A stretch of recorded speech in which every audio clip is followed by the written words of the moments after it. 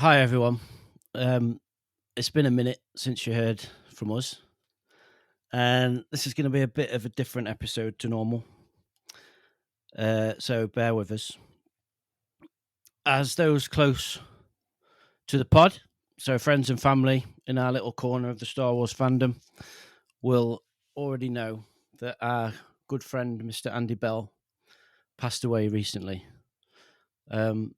Just a few weeks ago, after a short but hard fought battle with cancer.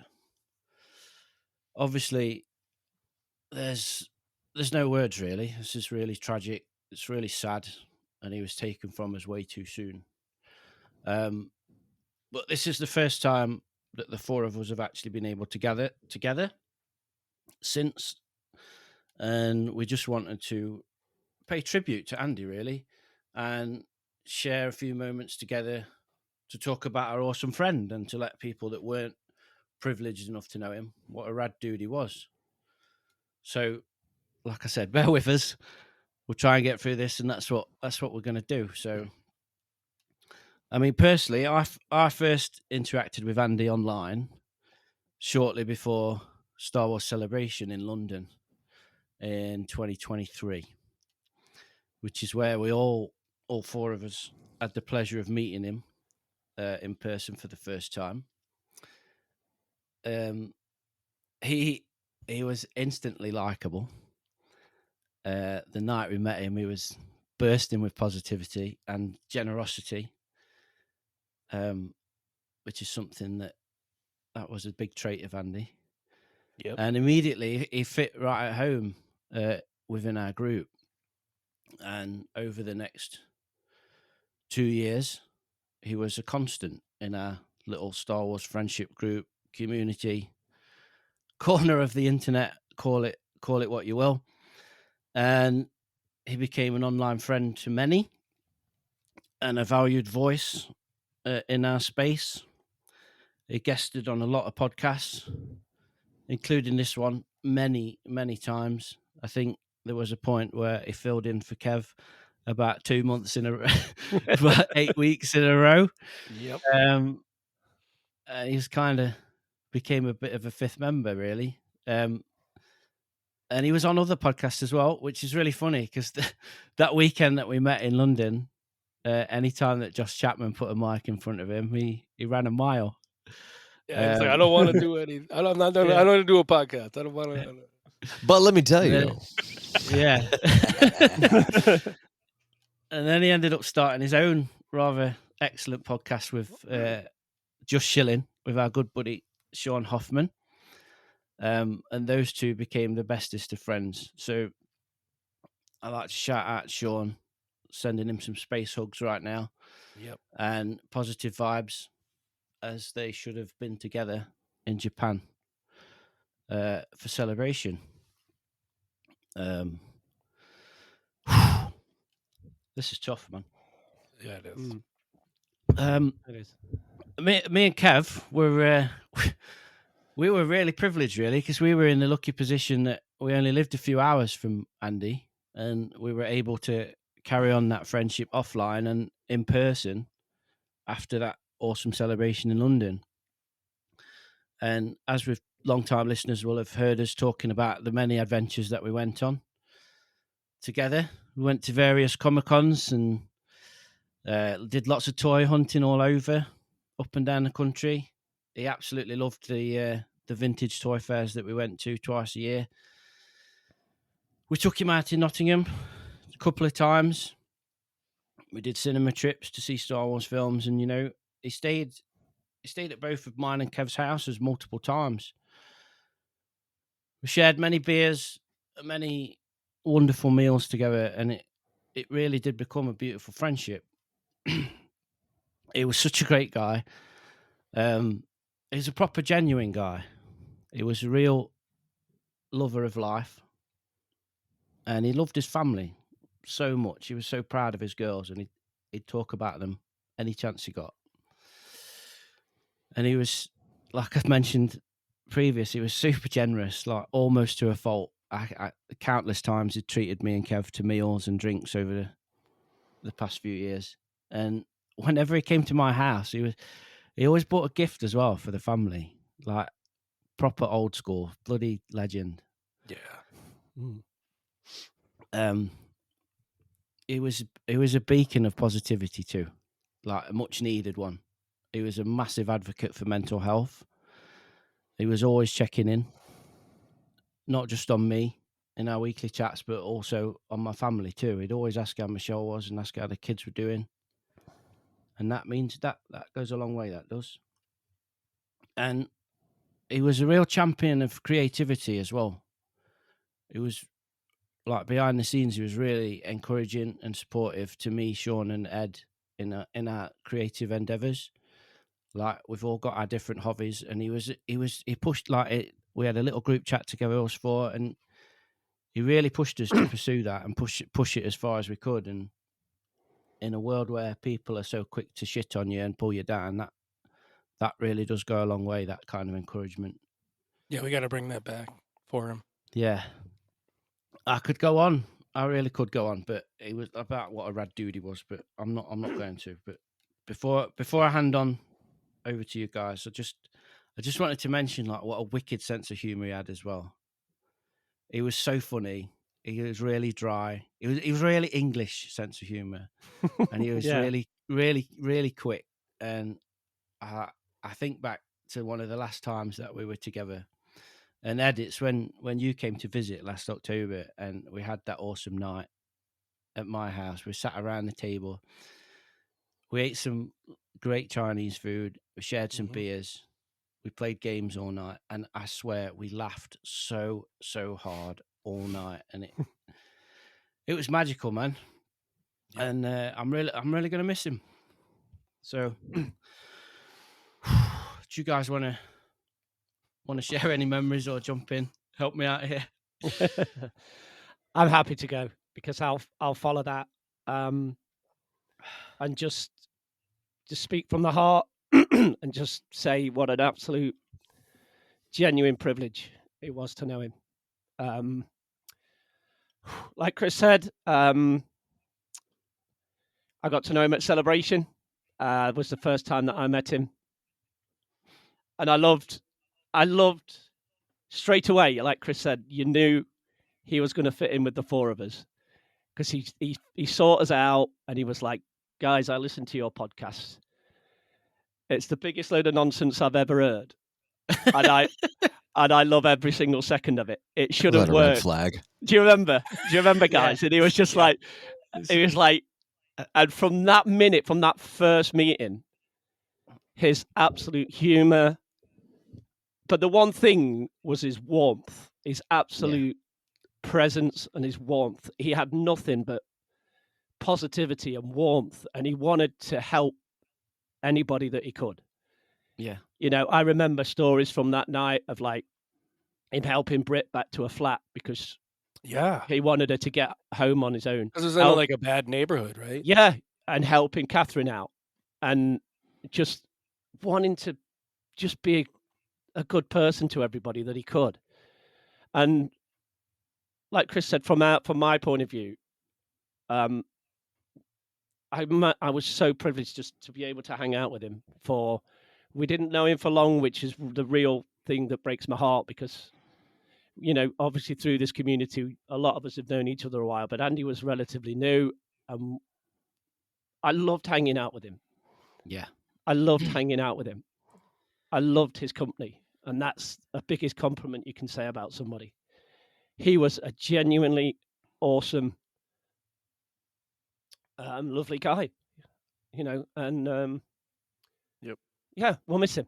We'll absolutely miss him. And like Chris said, I loved the fact that this guy was, I'm not fucking going to do any podcasts. I don't want to do any podcasts. I'd get that away from me. He's already done more than we've done. Like. He did more podcast episodes than I've done. That's for sure.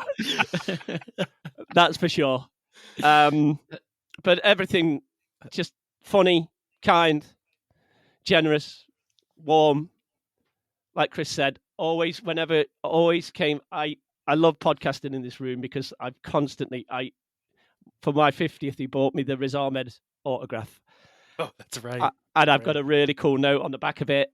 that he wrote to me, and I'm constantly looking at that when I'm recording, and it's just a lovely little gift. Every time he'd come up, you know, like Chris said, he'd buy his meals, buy his drinks, get you a gift, always checking in on me. How's your wedding going? How's Emily? You know, do you need any help? And the real sad thing, and the one that this absolutely breaks my heart, is we were planning when Emily was going to move over here. He was like, "You've got to come and stay with us. I want to take you to places in London. I want to take you to places down where I live. I can't wait to hang out with you guys when Emily's here." And it breaks my heart that that's not going to happen. But yeah, I'll absolutely miss him. Absolutely. Just gotta keep him in your heart. He's there. Absolutely, dude. He's Absolutely. definitely there. Visit London. Do things you know he'd want you to do. You know what I mean? Yeah. Absolutely. Have that extra beer. Yeah. Have an extra 10 beers for Andy. So like, yeah. 10 beers. Yeah. Do you want to go, Jimmy, or you want? Okay. you go ahead. I'll go. I will say, like, because I was thinking about it, we've only known him like a couple years, but it's like felt like a lifetime, right? Yeah. Oh, it's like I started typing this out, and I'm like, what the fuck? Words cannot describe how I feel, because he's so, like, I think the bottom line is he's so kind and so nice, and like it's to a point where you like, man, I want to be. It gives you ambition to want to be like him, because it's like I like you said, like he's, I don't know, is that old school or whatever? Like he's just so nice. I remember the first time seeing his reaction to our podcast on Twitter. Like he retweeted a few of our episodes and was like telling his world on his Twitter, "These guys are fucking amazing. I couldn't stop laughing. You know, like everybody should listen to this." And I'm sitting there reading it, and I'm like, I mean, it happened to us, but it doesn't happen often, right? Yeah. Like, and this is back when we used Twitter. We didn't.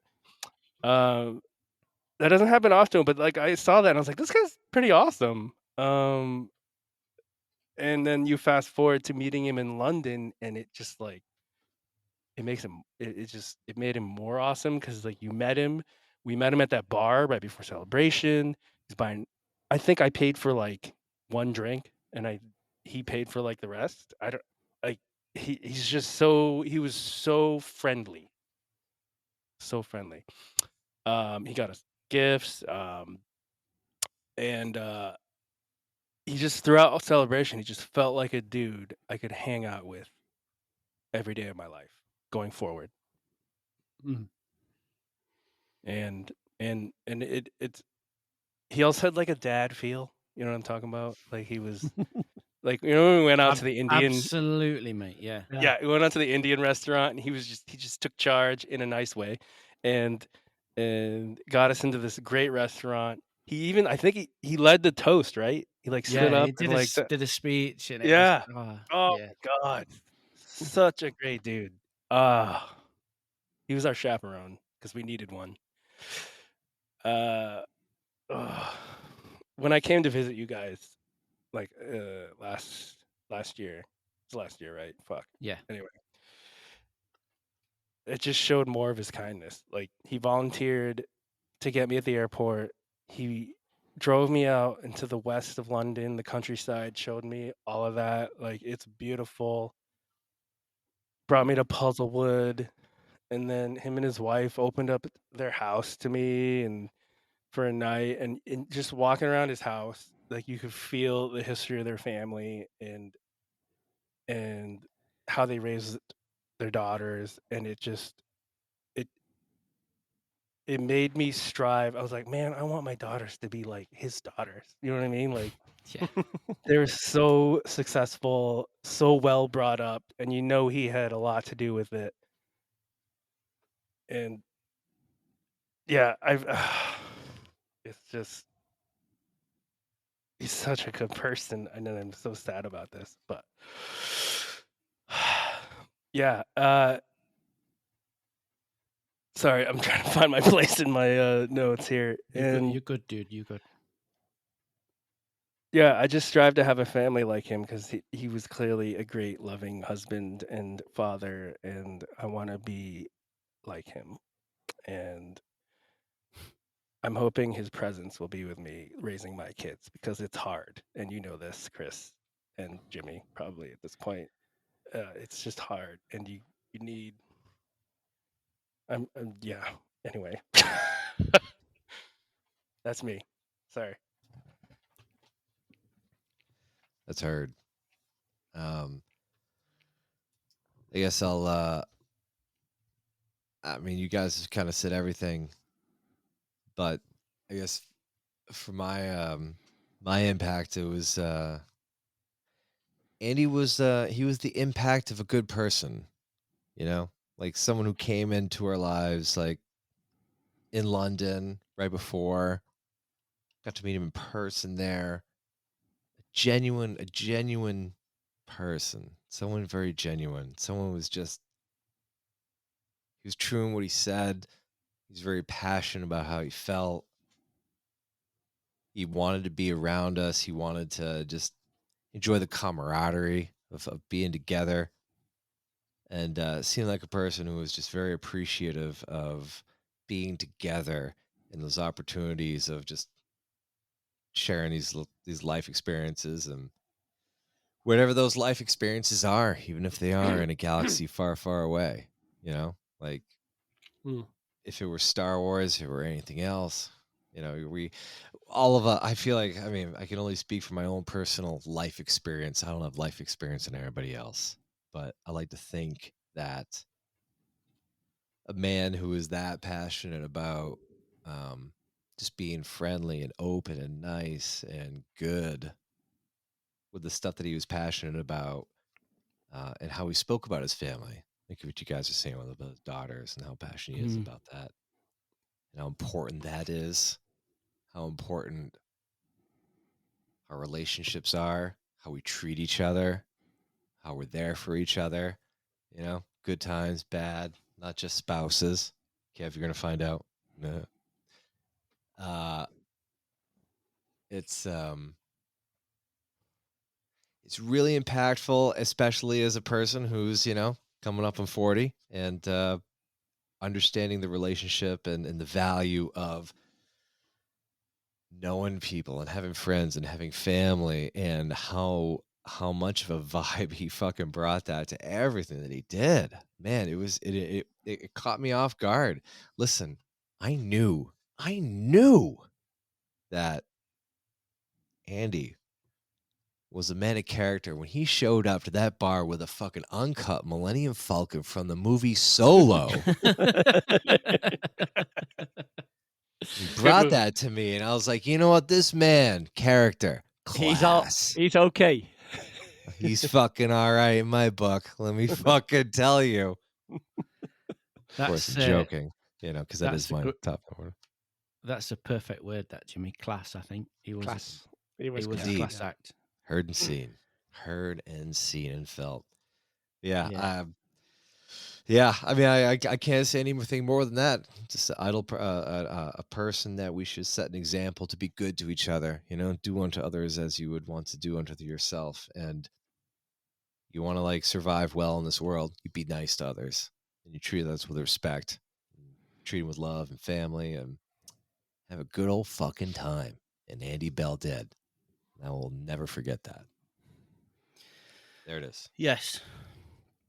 Yeah, there's no words really. It's a tragic loss of a, like I say, like Jimmy's just said, a class act, a wonderful soul. He left us way too early, but ultimately, hopefully, we've conveyed what a rad guy he is, and all our lives are better off having known him. So let's raise a glass in true Scruffy style and have a drink to our dear friend Andy. To Andy. Heard. Smelt.